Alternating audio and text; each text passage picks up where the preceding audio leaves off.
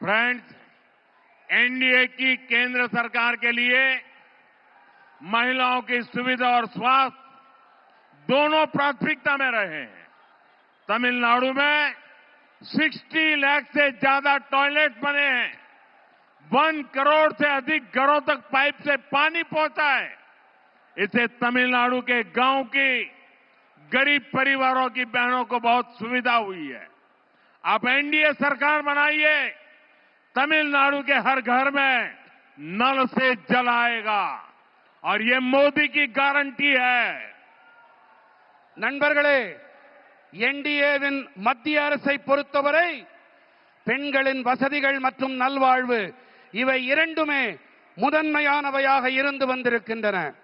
தமிழ்நாட்டிலே 60 லட்சத்திற்கும் அதிகமான கழிப்பறைகள் ஏற்படுத்தப்பட்டிருக்கின்றன. 1 கோடிக்கும் அதிகமான வீடுகளுக்கு குழாய் வழி குடிநீர் சென்றடைந்திருக்கின்றது. இதன் காரணமாக தமிழ்நாட்டின் கிராமங்களிலே ஏழை குடும்பங்களின் சகோதரிகளுக்கு பெரிய வசதி ஏற்பட்டிருக்கின்றது.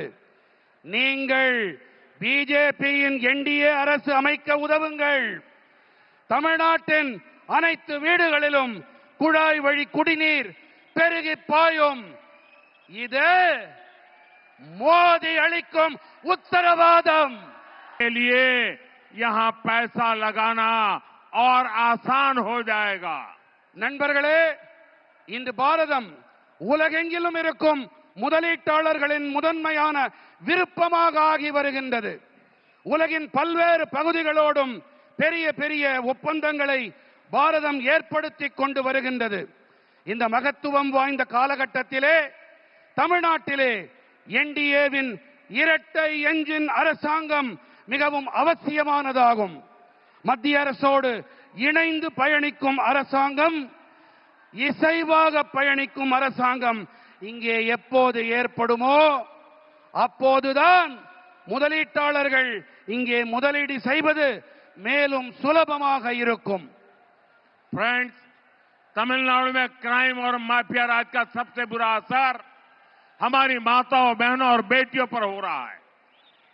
सेल्वी जयललिता जी ने क्राइम को कंट्रोल करने पर बहुत शानदार काम किया था, लेकिन आज तमिलनाडु की बहनें, बेटियां खुद को असुरक्षित महसूस करती हैं।